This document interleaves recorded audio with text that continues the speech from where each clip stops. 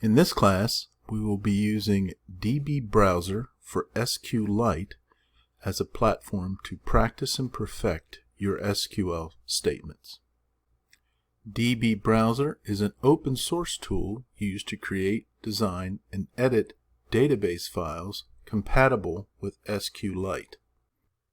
To download the application, access the latest download page and choose the appropriate installation package for your computer.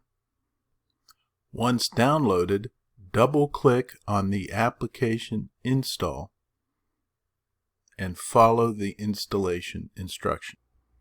Once installed on your computer, click the application shortcut on your desktop for those using Windows machines.